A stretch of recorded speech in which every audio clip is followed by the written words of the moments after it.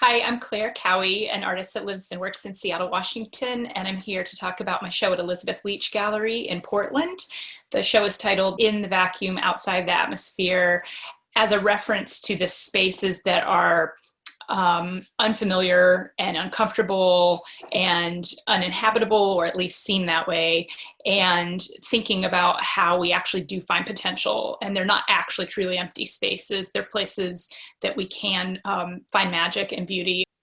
There's also in the show title a little bit of an allusion to this idea that a rocket can continue accelerating in outer space, and the sort of energy of dark matter and the cosmos.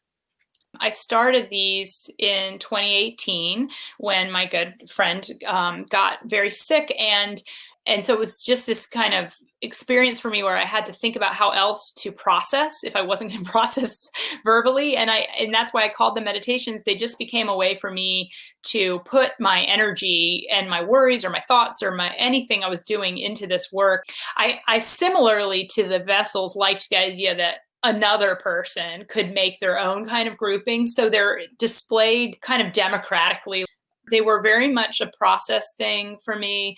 And they do anchor the show in terms of the energies. My studio process is very much a matter of going back and forth, working on all the different kinds of pieces. There are a lot of collage elements in both the two-dimensional works and the three-dimensional works. And so a lot of my handling of materials, as well as my thinking about the meaning of the work, shifts as I'm working. So I like to continually be moving across different pieces, simultaneously working on multiple things at any one time.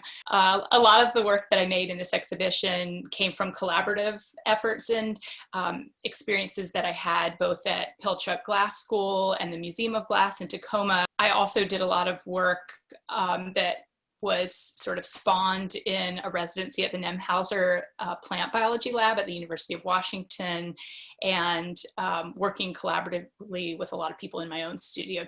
The Imperfect Vessels are actually kind of unique in that they bridge this space between a discrete art object and a kind of functional thing that a person could use in some way. I'm the kind of person that gets like a bit affected by everything and it starts to seep in. And so there's a collector kind of mentality, and the kind of acknowledgement that you can't hold on to everything, but you can hold a little bit of it. So the vessels are that way too. Like all of it in some ways is about wanting to hold on to something or someone and all the things that are important to you, but recognizing that you can't stop time. You can't keep your kids from growing up. You can't keep people from dying. Things are going to change. And but you can hold something that is like a reminder.